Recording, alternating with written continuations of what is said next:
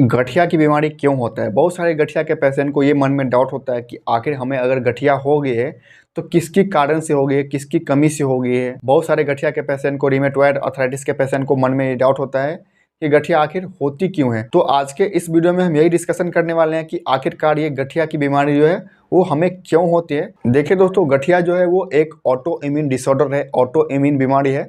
Auto immune बीमारी का मतलब हम समझे तो इसका मतलब होता है कि शरीर में इम्यून सिस्टम की खराबी होना, यानी कि आपके ज्वाइंट में जो कार्टिलेज होता है उसे डैमेज करने लगता है, यानी कि खुद का सेल जो है वो खुद से नुकसान पहुंचाने लगता है, जिसे हम बोलते हैं ऑटो इम्यून बीमारी।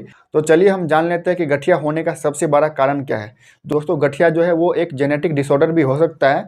जैसे कि अगर इससे पहले आपके परिवार में आपके पापा को या आपके मम्मी को गठिया होगा तो उनके जीन से भी गठिया आपको हो सकती है, क्योंकि गठिया जो है वो एक जेनेटिक डिसऑर्डर भी है, जेनेटिक बीमारी भी है। यानी कि आपके परिवार में किसी को अगर गठिया होगा तो वो आपको भी होने की संभावना होती है। गठिया का जो मुख्य कारण है अभी तक पूरी तरह से समझ नहीं आया है, लेकिन इसका कुछ फैक्टर्स है इसमें इन्वॉल्व करते हैं, जैसे कि जेनेटिक हो गया, प्रीडिपोजिशन हो गया, इन्वायरमेंटल ट्रिगर्स और इम्यून सिस्टम का खराबी होना, जिससे गठिया हो जाती है।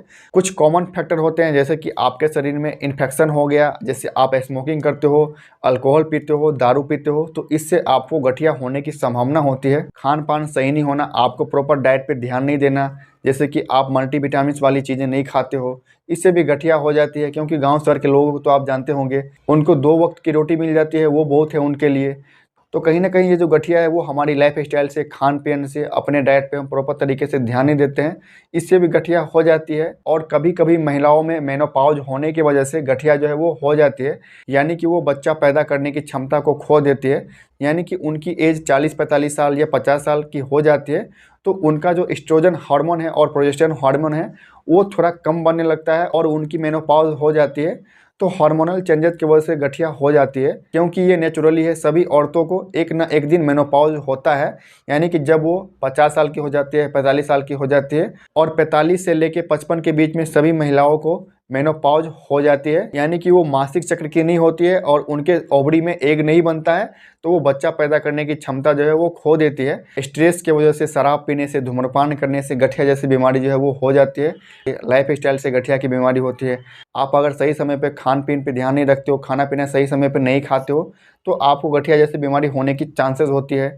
इनके अलावा जिनका वजन बहुत ज़्यादा है उनको भी गठिया होने की चांसेस होती है। जो लोग ज़्यादा ऑयली सामान खाते हैं, जैसे कुरकुरा हो गया, मोमोस हो गया, बर्गर हो गया, पिज्ज़ा हो गया, ये सारी चीज़ें खाते हैं तो उनको गठिया होने की संभावना होती है। क्योंकि ये सारी डाइट जो है आपके शरीर में इन्फ्लामेशन को, सूजन को बढ़ाती है और स्टिफनेस को बढ़ाती है और आपके हड्डियों को कमज़ोर करता है, जिससे आपके जो कार्टिलेज है वो धीरे धीरे घिसने लगता है, जिससे आपको गठिया हो जाती है, ऑटो इम्यून जैसी बीमारी हो जाती है। तो ये सारी कारण है जिससे गठिया हो सकती है। तो आई होप कि आप जान गए होंगे कि रिमेटॉइड आर्थराइटिस या गठिया जैसी बीमारी हमें क्यों होती है। तो दोस्तों, उम्मीद करता हूं कि इन्फॉर्मेशन आपको अच्छा लगा होगा। तो ऐसे ही इंटरेस्टिंग वीडियो देखने के लिए हमारे इस यूट्यूब चैनल को लाइक, शेयर एंड सब्सक्राइब करना ना भूलें। तो चलिए, तब तक के लिए बाय बाय, फिर मिलते हैं नए वीडियो में। Thank you.